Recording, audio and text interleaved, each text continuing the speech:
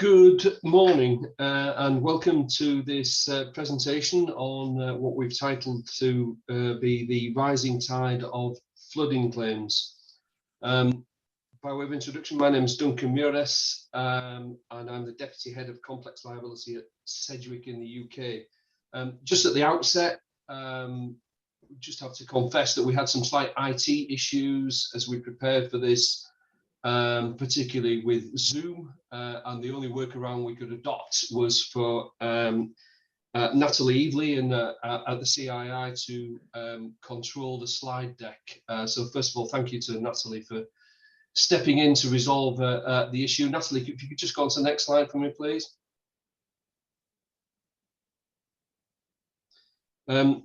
Just by way of background, I've been a liability adjuster for in excess of 27 years.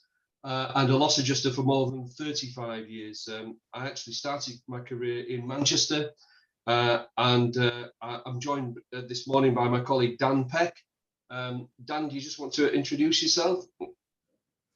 Yes, good morning everybody. So my name's Dan Peck and I'm a regional director in the complex liability team.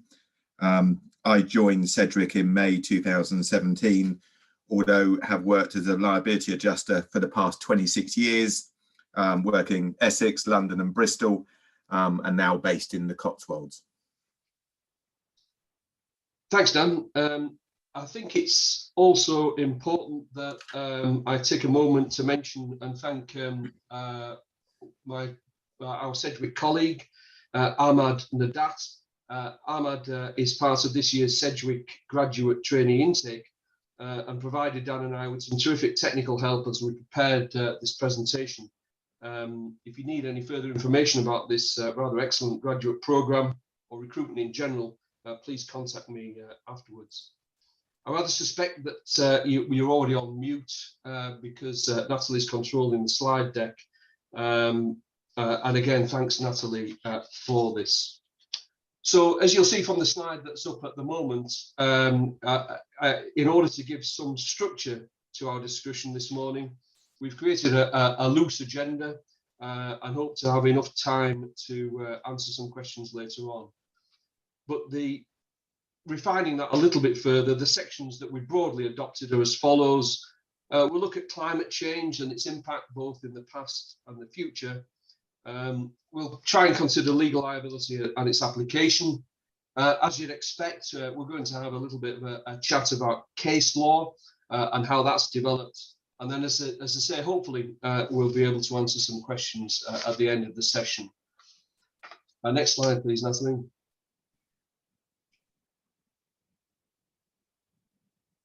Thank you. So the whole question of flooding really couldn't be more topical at the moment, given the recent COP26 summit in Glasgow and acknowledged worldwide concerns as to global warming. We will discuss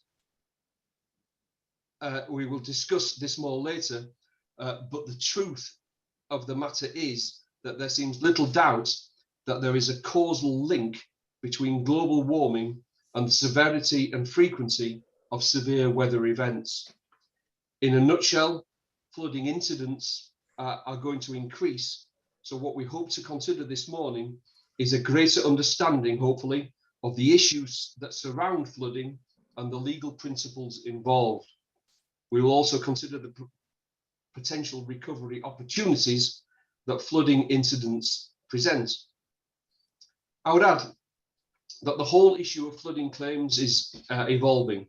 Our intention this morning is to provide an overview as to the current state of play. Thanks, Natalie. So, why are we concerned with flooding? Well, 1 in 6 properties, and that's 16.6% in new money in the UK, are at risk of flooding, according to the Environment Agency. Now, that equates to some 5.4 million homes and businesses which are at risk of flooding. Now, the cost of flooding to the insurance industry is £1 billion, and that could easily be doubled for those who are uninsured. So it's big business. Now, a worrying statistic that we found is that up to 40% of businesses can fail following significant flooding events. And finally, £540 million. Now that's the cost to insurers alone for the past 3 weather events. That's storms Ciara, Dennis and George in 2020. And if you think now about the recent event of Storm Arwen, no doubt this will be at a significant cost as well. Next slide, please, Matthew. The image that is on the screen now made the headlines at the COP26 summit and is a graphic representation of the effects of global warming. The speech was by the foreign minister of a small Pacific island called Tuvalu, which is a low-lying Pacific island, and spectacularly demonstrated the effects of climate change on sea levels. Importantly, though, climate change does not just affect sea levels. Changing weather patterns have resulted in increased storm frequency, duration, and intensity. As well as the increased amount of rainfall and its intensity, other factors come into play, to include the permeability of the ground, whether there is any vegetation. Other factors that need to be considered are if the ground has already been saturated by previous rainfall, or if it's been baked hard by the sun. There will be more surface water runoff into local watercourses if that's the case, of course. This brings into play a host of issues that concern us, such as drainage, as well as flood defences. Climate change is increasing the risk of both flooding and drought in the UK. As the atmosphere warms, it can hold more water, which is then released during a weather event. Interestingly, research carried out by the UK Met Office in 2017 suggested that heavy rainfall events, such as Storm Desmond in 2015, have been made 40% more likely by climate change over the next decade or so. Next slide, please, Natalie. To accentuate this point, after the recent flooding in Germany in July of this year, the German Insurance Association, GDV it's known as, estimated that there will be a total cost of between 4.5 billion euros and 5.5 billion euros to the insurance or reinsurance industry. Tragically, some 130 lives were lost in the area south of Bonn. Of concern is that there are already calls in Germany for consideration of possible corporate manslaughter charges in respect of the failure of some water companies to adequately control their flood and dam management procedures. The fact that one of the largest and most innovative economies in the world has failed to mitigate the effects of climate change sends a rather chilling message to the rest of us.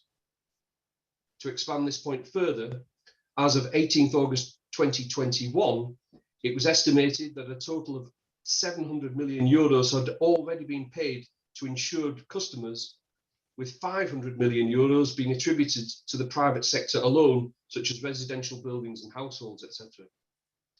Incredibly, in the area of Reifferscheid in Germany, some 8.1 inches or 207 millimeters of rain fell in a 9-hour period.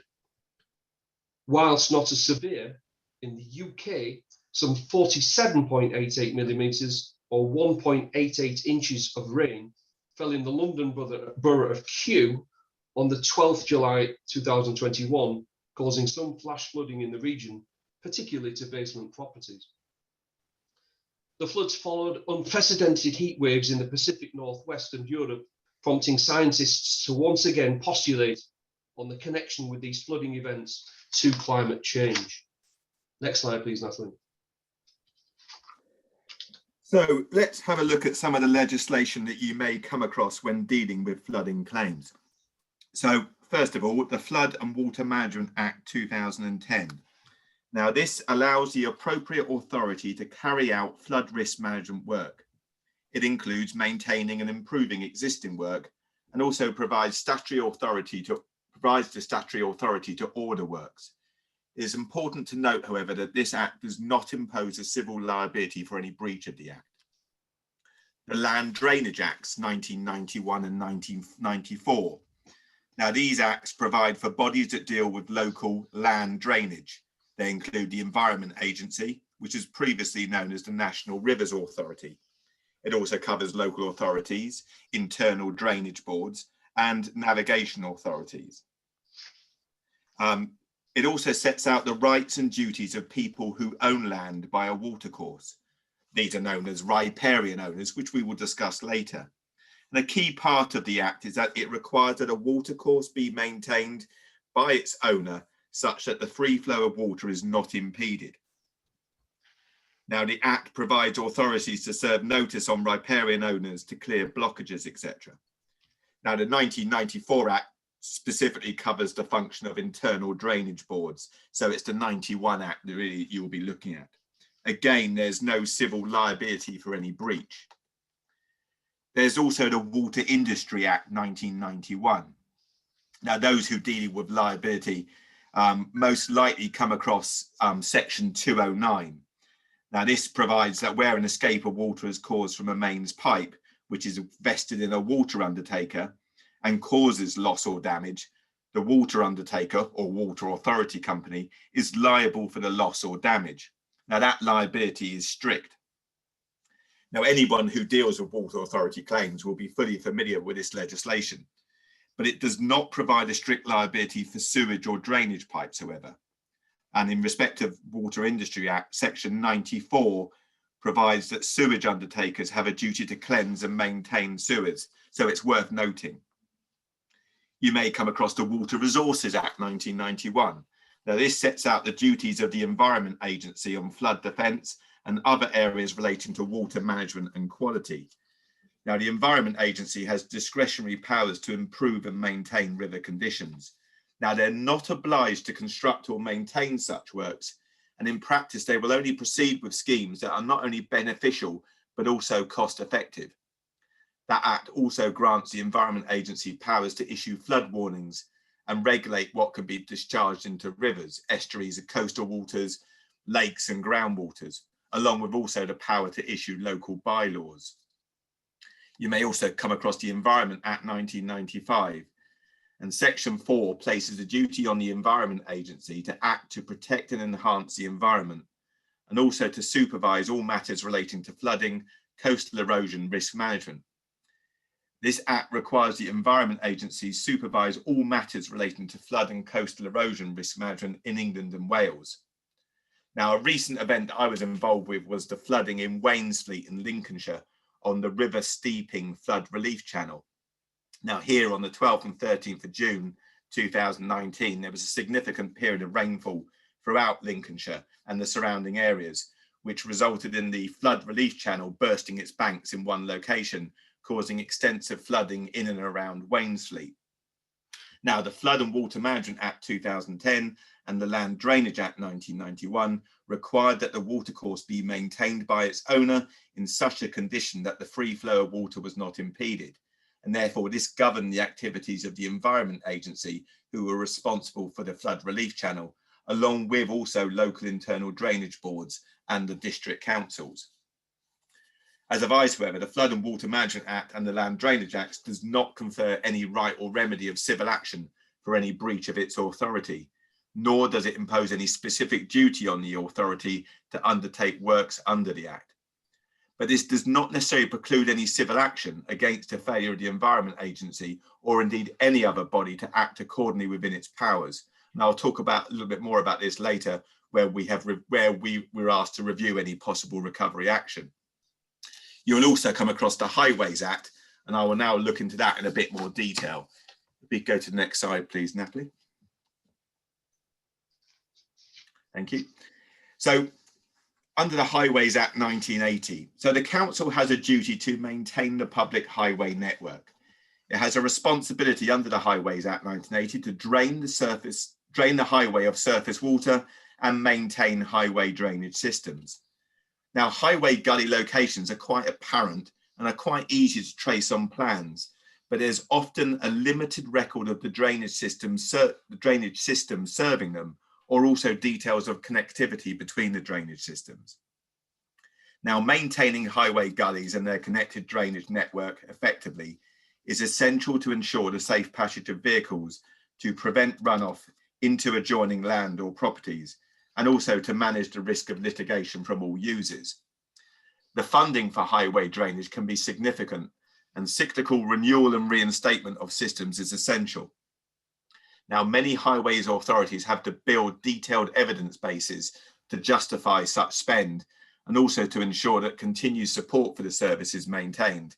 And they have to do this amongst many other competing priorities and expectations. Excuse me.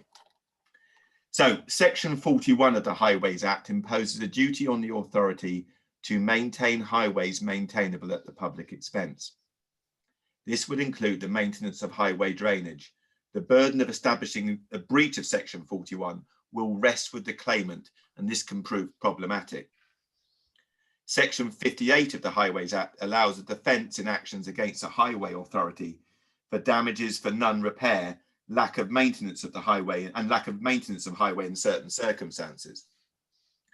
Now, these include where the authority has taken such care as in all the circumstances was deemed reasonable, and here a court may take into consideration the character of the highway and the standard of maintenance appropriate for a highway of that character, and the levels of traffic on that section. It will also look at the state of repair in which a reasonable person would have expected to find the highway. They will also look at whether the highway authority knew or could reasonably have been expected to know that the condition of the part of the highway to which the action relates was likely to cause a danger to users of the highway. And where a highway authority could not reasonably have been expected to repair that part of the highway before the cause of the action arose, what warnings or notices of its condition have been displayed to its users. Now, looking at a couple of key cases in relation to highways claims that you may have come across, there's the Department of Transport, Environment and the Regions versus Mott MacDonald Limited, Amy Mouchel Limited, and also Cornwall County Council in 2006. Excuse me. Now, the Department of Transport appealed from the decision of the judge on a preliminary issue in 3 consolidated cases arising out of similar accidents. Each case arose out of an accident allegedly caused by standing water on the highway, which was as a result of the Highways Authority's breach to maintain the highway drains, and therefore in breach of Section 41 of the Highways Act. Now, here the judge found that the drainage system was found to be an intrinsic part of the design of a modern road. And as a result, statutory duty was not only restricted to the surface, but also the maintenance extended to the structure and fabric of the roadway. The appeal therefore failed, and the Highway Authority was found to be liable for failing to maintain the drains. Not only the physical defects of drains, but also the clearing of blockages. And again, that's quite key going forward. There was also Vernon Knight Associates versus Cornwall Council 2013. Now here there were flood hotspots on a local highway owned by the council. During periods of excessive rainfall, it was known that those hotspots often flooded. The council, however, employed persons to attend to those areas to check and clear debris from the highway drainage system. But on 2 occasions, the council's contractors, without any reasonable explanation, failed to follow their normal practice and debris was not cleared from the hotspot. During a period of excessive rainfall, this caused the hotspots to flood and flood water to escape onto neighbouring land.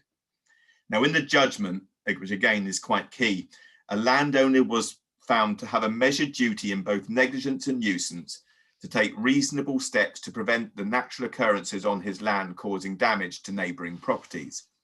And in determining the content of the measured duty, the court will consider what is fair, just and reasonable as between the 2 neighbouring landowners. It must have regard to all the circumstances, including the extent of the foreseeable risk, the available preventative measures, the cost of such measures, and the resources of both parties. Now, where the defendant is a public body with substantial resources, the court must take into account the competing demands on those resources and the public purposes for which they are held. So it may not be fair, just or reasonable to require a public authority to expend those resources on infrastructure works in order to protect just a few individuals against a modest risk of property damage. Now, ultimately, on this occasion, the court held that even after making due allowance for the pressures on local authorities, the duty on the council did require it to keep the drains functioning on that particular stretch of highway in order to prevent flooding to the road and the neighbouring land. The appeal was therefore dismissed and liability was found for the plaintiff. Next slide, please, Natalie. Okay, so we just want to now just have a quick chat on that well-known subject of riparian rights. So the immediate question is, of course, what exactly are riparian rights?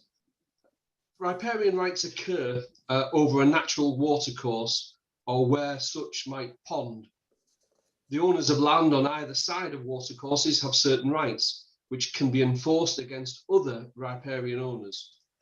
Such rights arise in natural watercourses, such as rivers, streams and brooks, where the owners of the land on either side of those watercourses have rights which can be enforced against other riparian owners. Furthermore, riparian owners have various duties with regard to drainage and flood risk management. They must allow water to flow over land without any obstruction or diversion which would affect the rights of others to accept flood flows, and to maintain the bed and banks of the watercourse to keep such free from obstructions which might affect the water flow. It's worth noting that local authorities are the riparian owners of land fronting both main rivers and ordinary watercourses which pass through urban areas. Under the riparian principle, all landowners whose property is adjoining to a body of water have the right to make reasonable use of it. There are benefits here, and those benefits include the right to discharge effluent into a watercourse, which, as you probably read, has been quite a topical matter of late, to abstract water from a watercourse for domestic and agricultural use, thirdly, to fish, and finally, also to navigate. These riparian rights, however, don't arise when this watercourse is artificially made, and furthermore, where the transmission of water is over or under land between the neighbours. Next slide, please, Natalie. Okay, so as expected, there is a welter of case law on land drainage claims. It's long established that the owner of a property which is situated on a lower plane than his neighbour cannot bring a claim against its higher neighbour for any flooding caused by the natural occurrence of water running onto the lower land. The landowner has no right to receive water from the higher landowner. I've listed on the slide a number of the relevant cases. In Home Brewery Company versus William Davis and Company in 1987, this is an interesting case where the claimant owned a pub. Drainage from the car park and the patio area flowed onto the defendant's land. The defendant developed his land in such a way that it prevented this drainage, and as a result, transmitted the water back onto the claimant's land. The defendant was held liable for causing the additional flooding, but wasn't held liable for the deterioration of the claimant's drainage systems. In other words, he had a duty to receive the water, but couldn't take steps which caused the additional water to flow onto his neighbour's land. In essence, in this case, the water naturally flowed onto the defendant's land, but then the defendant redirected it back, which they shouldn't have. In an older case of Herdman v North Eastern Railway Company in 1878, liability for flooding between neighbours was attributed to arise when the defendant's use of the land is considered to be of a non-natural use. In this case, the defendant had piled rubble against the claimant's wall. As a result, rainwater percolated through to the claimant's house. The court held that the rubble was, in their words, artificial work, and that the rainwater would not have percolated but for, in inverted commas, the rubble. On that basis, the claim succeeded. Moving on further, the case of Whalley versus Lancashire and Yorkshire Railway Company, 1884, considered that liability can also arise if water has accumulated on land and the owner of that land deliberately disperses it onto his neighbour's land. The rainwater in this case are collected against the defendant's embankment to the extent that the embankment was endangered. the defendant cut trenches in the embankment to allow water through and cause flooding to the claimant's land. Not surprisingly, the court held that the defendant had no right to protect its property from flooding by transferring the problem to the claimant. More recently, in Arscott v. Coal Authority 2004, the owner of land or the occupier of the land was attributed to be able to take reasonable steps to prevent flood water reaching his land, even if this will cause damage to his neighbour's land. This is in effect what's known as the common enemy rule. The owner of higher land did come under a duty of care if he becomes aware that even naturally draining water from his land was causing damage to an owner of lower land. And in this case, it was not fair, just, or reasonable to impose on a local authority a duty, or local authority or coal authority in this case, a duty to carry out and pay for relief work to an existing drainage system which had been blocked by a developer and caused water to accumulate on the lower land and subsequently damaged neighbouring properties. An older case is that of Hodgson v. York Corporation in 1873. In this case, the owner of the bed of a watercourse was not liable at common law for flooding caused by the natural and gradual silting of the bed and the growth of weeds. In this case, it was held that the defendant is not entitled to protect himself by, firstly, altering the watercourse itself. They're only allowed to erect defences on floodplains beyond the watercourse. And secondly, by diverting flood water from his land to another's. The rule only entitles him to take steps to prevent it getting onto his land in the first place, as I've detailed above in the case of Whalley versus York Railway Company. The most celebrated case, of course, is Rylands and Fletcher in 1866, which I'm sure you're all aware of. In that case, the defendants constructed a reservoir on their land, unaware that there were disused mine shafts beneath. They completed the work, but when the reservoir was filled, it burst through the shafts and on into the claimant's mine. The court decided that, in their words, the person who for his own purposes brings on his land and collects and keeps there anything likely to do mischief if it escapes, must keep it at his peril, and if he does not do so, he is prima facie answerable for all the damage which is a natural consequence of the escape. This case, of course, was considerably diluted in the celebrated case of Cambridge Water versus Eastern Counties Leather in 1994, which, whilst maintaining the Rylands principles, did effectively bring in an element of foreseeability in nuisance claims. Next slide, please, Natalie. Thanks, Duncan. So this brings us on to culverts, which again, we see quite often when it comes to flooding claims. So first of all, what is a culvert? Well, a culvert is a conduit which is used to enclose water that would otherwise flow naturally. Now, the culverting case law arises generally where the culverting of a watercourse has taken place, and it is alleged that the culvert has consequently caused flooding.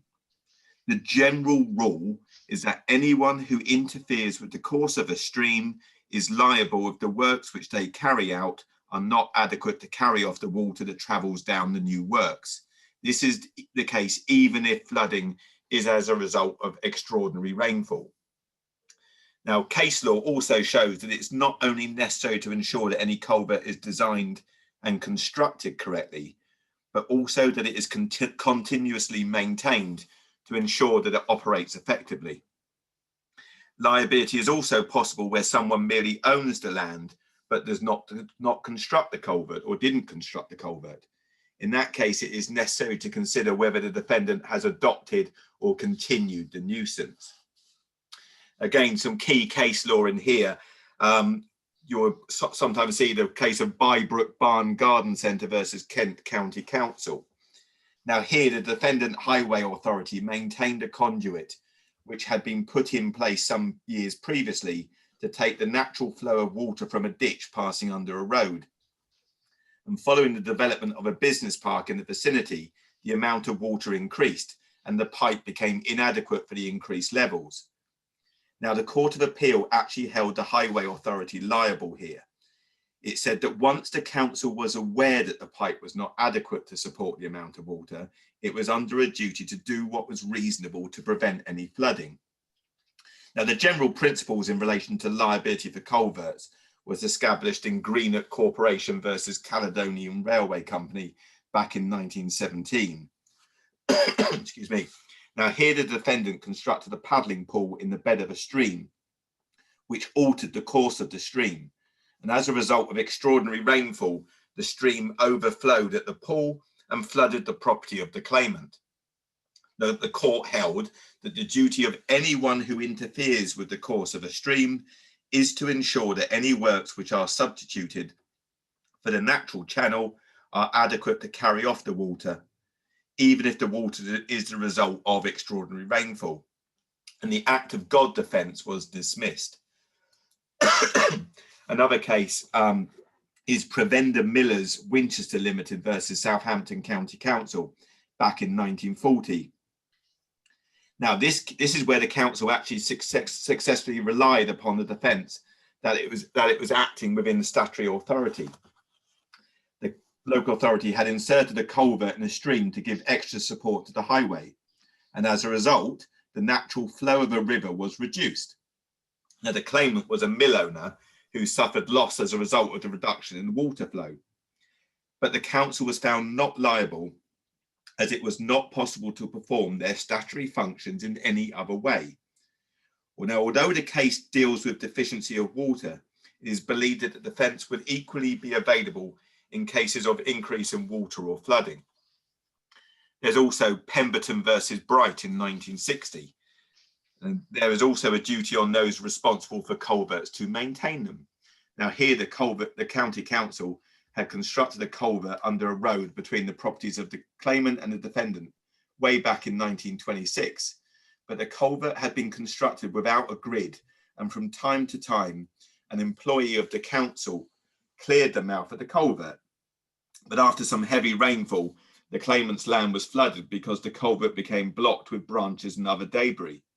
Now, the court held that the council and also the owner of the land were both liable on the basis that they had continued the nuisance, and heavy rain was always a potential danger. Now, there's also Sedley Denfield versus O'Callaghan. Now, this looked at the liability for continuing nuisances. Now, in this case, a culvert had been constructed on the defendant's land by the local council.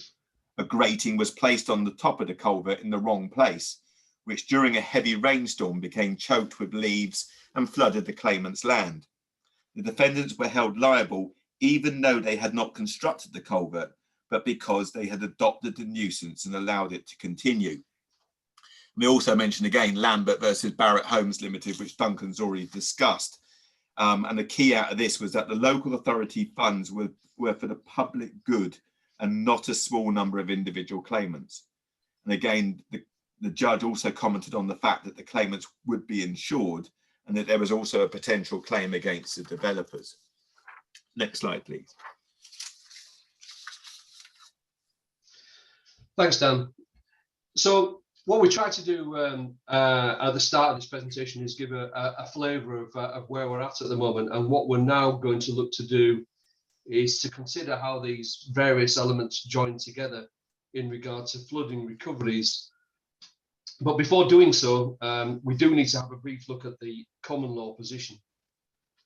Most flooding claims will be a nuisance, and as we've rehearsed, such will be acts or omissions specifically designated by statute as nuisances, or acts or omissions connected with a user of land which cause damage or interference with another's use or enjoyment of their land, or some right connected with that land.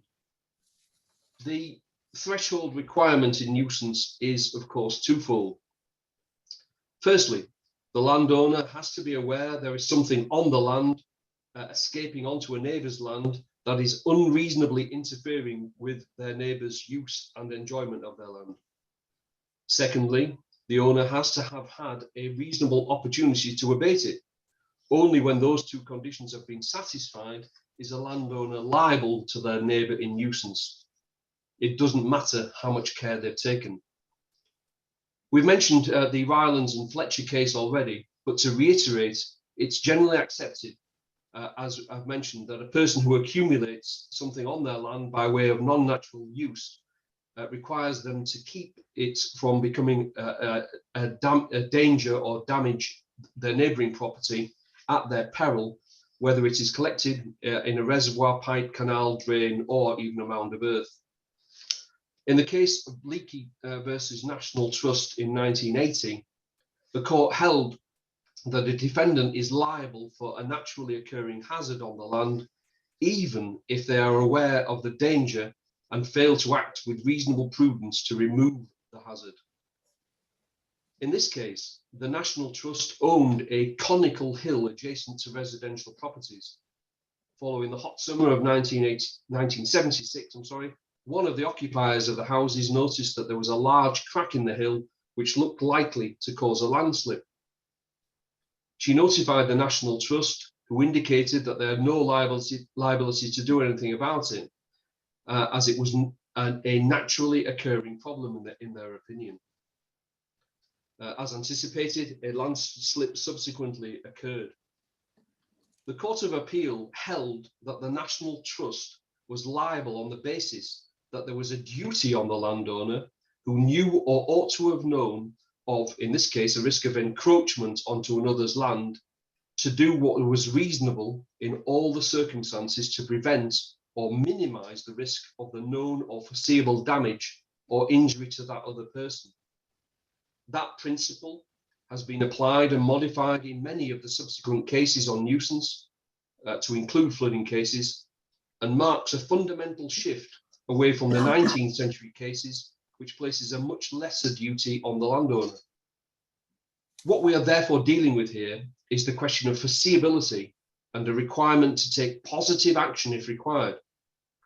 This is a useful case when considering any possible recovery action, or if the intention is to endeavour to defend a recovery claim being made against you. The case of John Green v Lord Somerleyton in 2003 considered that the owners of marshland owed a duty of care under the Leakey v National Trust principle to the claimant as a neighbouring owner to do what was reasonable to prevent his marshland being flooded by naturally flowing water, but the trustees had discharged that duty and were in any event entitled to an easement to drain their marshes onto the claimant's marshes. The Court of Appeal held that the Leakey principles applied to naturally flowing water and that the defendant would be liable if flooding was caused by their failure to do what was reasonable in the circumstances. What is important here is the scope of the duty on every landowner is required to consider, firstly, the extent of the risk, i.e. whether it is reasonably foreseeable that damage will be caused. Secondly, the foreseeable extent of the damage. Thirdly, whether it is practicable to prevent or minimize any damage. Fourthly, if it is practicable, the extent of the works required. And finally, the financial resources of each of the parties. If, having weighed up the factors, it is reasonable to take steps to prevent damage by flooding, then the landowner should do so. So we have moved now to have to consider the issue of the economics of any required actions needed to prevent the flooding, and this is an important consideration. It's worth just considering the case of MG Corden versus Newport City Council in 2008. In this case, a local authority had created a reservoir on its land, and there was an escape of water causing flooding. So the rule of Rylands and Fletcher is important, and this imposed a strict liability, notwithstanding the fact that the accumulation of water was not for any private purpose, but for the general good of inhabitants of the area. The local authority was further liable in negligence or nuisance, or both, for the resulting flood damage because of its failure to control the flow of water through the reservoir sluice gate and its failure to act on warnings received forecasting exceptional rainfall.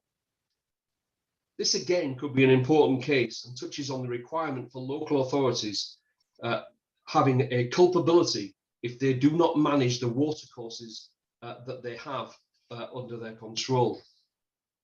Next slide, please, Nathan. Thank you, Duncan. So let's have a look then at some of the practicalities in relation to what we need to pursue a flood recovery. So first of all, responsibilities. We need to identify the parties involved. Who owns the area where the flooding occurred? Who maintains it?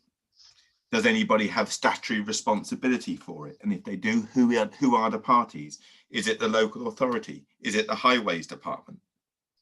We need to look at who built the apparatus that flooded, or who amended it or altered it during the course of events.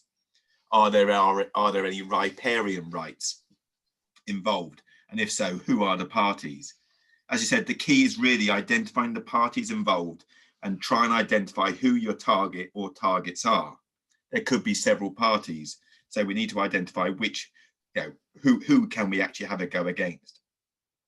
To try and identify this, you can use land registry documents may be necessary, or as we often find out, a good old-fashioned site visit. It can be used to gain evidence. It's amazing what you can actually find out from turning up on site, going through the river, going through the culvert, finding out exactly who are the neighbours, etc. You could instruct Cedric, for example, to go and do that for you. You can look at historic photos, online archives. Google Earth is also a good method to identifying how the changes in the area have occurred over the years. So once you've identified your target, who you potentially can go against, you obviously then need to establish causation. So identify what has happened and how it's happened. Now, this isn't easy. So the potential use of forensics might be necessary. You may also need to get a Section 19 report, which is comes under the Flood and Water Management Act 2010. Now, these can take a while to come through, but will also give you access to information which is not generally in the public domain. You can look at the history as well. You can look at previous incidents. Local flood groups, which are often set up in areas where flooding is quite common, are a really good source of information to identify what's happened in the past. And they often have really detailed information with dates, etc., as to when there was flooding and when problems occurred. Getting statements from neighbours. It's amazing how many people say, oh yeah, this flooded many years ago, this is flooded last year, etc. You could also potentially consider a Freedom of Information Act or a Freedom of Information request for previous complaints, particularly against local councils and local authorities. You can also request the maintenance and inspection records for those tasked with maintaining the area to make sure that hasn't been anything missed, which has ultimately caused the issue. But with all these things, you need to look at the economics of it. You need to undertake a cost-benefit analysis to understand whether throwing money at the investigation will actually benefit you in the long run. Now, as previously mentioned, I undertook a detailed review of the potential recovery prospects following the large-scale flooding in Wainfleet. Now, on that occasion, there was over 2 months of average rainfall was experienced in just 2 days over the 12th and 13th of June 2019, with 132 millimetres of rain recorded. Now, this caused the River Steeping Flood Relief Channel to burst its banks, affecting many properties, predominantly in the PE23 and PE24 areas. Now, an earth bank had collapsed as a result of a surge within the channel, which had to be temporarily dammed by the RAF dropping 270 tonnes of ballast in 1-ton bags in an attempt to fill the breach on the riverbank.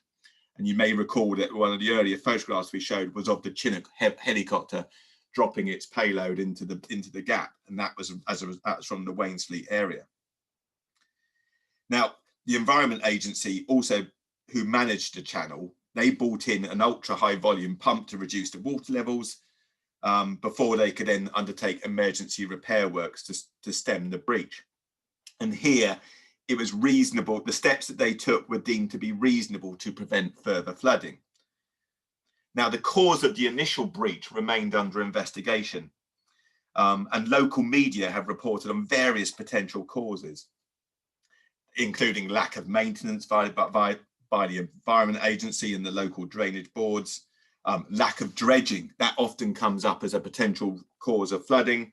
Lack of dredging can sometimes cause the buildup of silt on the channel, and this can therefore reduce the water flow. So therefore, in extreme rainfall, the water doesn't move as fast as it should and therefore can overtop the banks.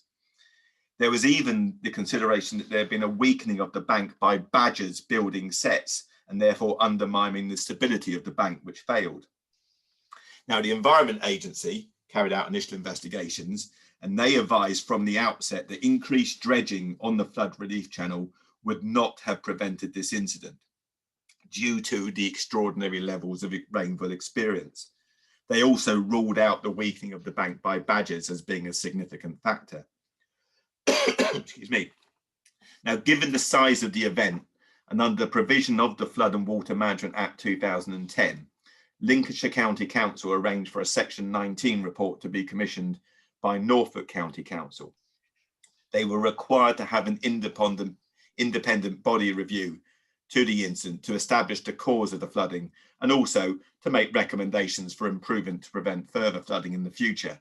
And therefore, it was this report that actually could prove quite useful in identifying what ultimately another public body found to be the cause of the issue. Now, these reports can take quite a while to come out. So we also looked at the history of the site, and we found that the actual area had flooded significantly back in July 2007, although fortunately only a few houses were affected in that area at the time. But there had been no significant flood events since that time. But it was clear that the local residents were concerned with regards to the potential risks of flooding in the area and the perceived lack of appropriate maintenance and expenditure in establishing flood defence protections. I actually contacted several local flood management groups, mined social media, and scanned the internet to get all the information available. And it turns out there was actually a lot there, but unfortunately it just wasn't appropriately supported with evidence to demonstrate breaches on the part of the local authorities. Ultimately, when the Section 19 report came out several months later, they advised that the cause was simple erosion caused by overtopping of the bank due to excessive rainfall, and they found that there was no breach on the part of any party. No surprise there. Unfortunately, on this occasion, there was therefore no perceived route of recovery, and there was no appetite to pursue a recovery from the insurance companies involved. But it needs to be looked at and kept monitored on any event to see whether there's any possibility. Next slide, please, Natalie. Thanks, Dan. So you'll be pleased to hear we're reaching the conclusion, and importantly, the point at which that we really need to consider the possibility of, at the very least, considering how a recovery action can arise, or in the alternative, how one might be capable of being defended. The fundamental issue, it seems to us, is at what point is there a state of knowledge that would determine that a business or property owner should have the requisite knowledge and information to determine that they should undertake measures to prohibit water or from escaping from their land. As we've rehearsed, the development of case law and the enormous publicity that climate change now has leads to the sense, in my view, that we have passed through a tipping point in regard to any arguments that may be put forward that a landowner is not aware of their responsibilities. It's been the case. Can a line now be drawn in the same way as, for example, in noise-induced hearing loss claims? In many respects, it could be argued that it's a bit like tree root liability claims and the case of Greenwood v. Portwood in regard to state of knowledge. There is little doubt that litigation will ensue. These events will have a continued increased cost to insurers. There are, however, emerging signs that a more cohesive approach is developing. New methods of river management are being adopted. In Cumbria, the National Trust are liaising with tenant farmers to create natural river flows. The historic practice has been to build reinforced channels to facilitate the rapid transit of water across floodplains, ostensibly to damage grazing land and crops. These channels, though, prohibit the overtopping of the watercourse onto the natural floodplains. The effect is to increase the speed of the flow of the water, which then ultimately floods downstream urban areas. Only last week, I watched an interesting documentary hosted by Simon Reeves, who showed how these in his words, rewiggling schemes of water courses are providing flood protection for lakeland villages such as Glenridding and Ullswater. A further benefit has been the creation of large wetland areas enabling wildlife to thrive. The point being is that there are actions being undertaken by significant bodies to reduce the effect of this overtopping onto natural floodplains, and that again is something that we need to consider. There are societal arguments here, but the sense is that landowners, developers, local authorities and government agencies cannot ultimately ignore the welter of evidence that flooding incidents are increasing and then abrogate all responsibility to insurers for the subsequent costs. In our view, it would be important to look at each individual event and consider the prospects of a recovery. Consideration may need to be given to collaborative action with other insurers and perhaps share the costs of expert evidence. Of course, it will be important to secure any available evidence at an early stage. So that's it. We hope we've given you a brief insight, and we'll try to answer any questions that you may have, time permitting. Natalie, the next slide, please.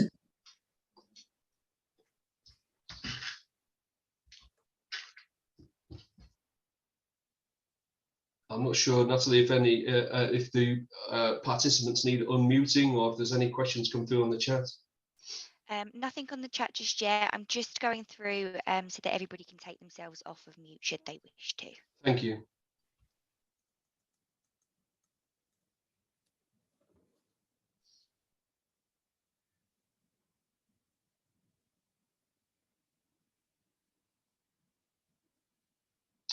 Okay, well, if there are, we'll wait a couple of more minutes, Natalie. Fire away if you've got anything that for Dan and I.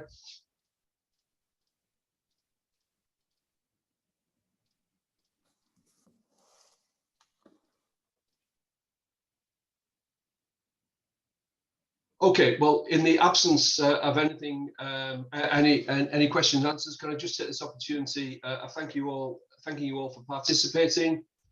Thank you to my co-presenter Dan. Thank you to Natalie for stepping in at the last minute. I wish you all a good day and thank you very much. Thanks everybody. Thanks for listening.